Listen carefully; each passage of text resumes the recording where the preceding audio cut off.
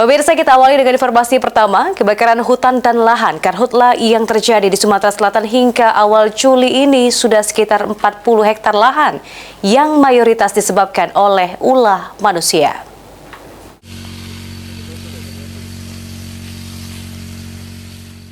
Kebakaran hutan dan lahan atau karhutla menjadi perhatian serius di Sumatera Selatan.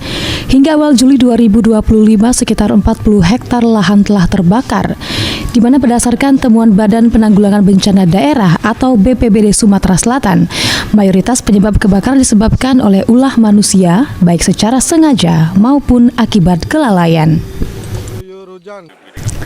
Kepala Bidang Penanganan Darurat BPBD Sumatera Selatan, Sudirman, mengatakan terkait penindakan pelaku pembakaran, BPBD bekerjasama dengan Satgas Penegakan Hukum, sedangkan proses hukum akan dilimpahkan ke aparat kepolisian setempat.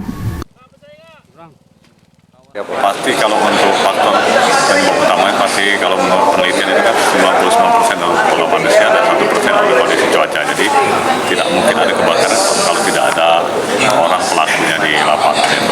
Untuk pelakunya sendiri seperti apa itu kalau dari BPBD? Jadi kalau untuk pelaku kita kan ada namanya Subsatgas Penegakan Hukum, itu nanti kita kembalikan ke Polsek, Polres yang ada di kabupaten kota untuk ditindaklanjuti dengan proses hukum.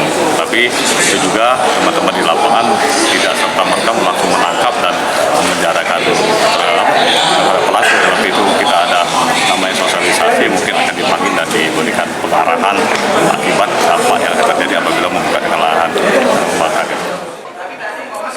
Sementara itu, Kepala Bidang Perlindungan dan Konservasi Sumber Daya Alam dan Ekosistem Dinas Kehutanan Sumsel, Syafrul Yunardi, mengatakan daerah-daerah dengan ekosistem gambut seperti Oki dan Mubah dan OI masih relatif aman karena kondisi tanah yang masih basah dan adanya cadangan air, sehingga kebakaran lebih banyak terjadi di lahan mineral yang mana banyak masyarakat yang akan membuka lahan.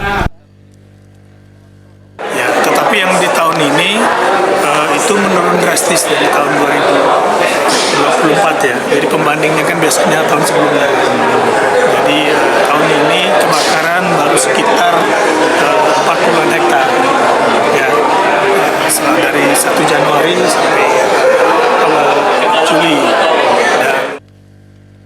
Secara keseluruhan sepanjang Januari hingga awal Juli 2025, luas lahan yang terbakar di Sumatera Selatan menurun drastis dibanding tahun sebelumnya.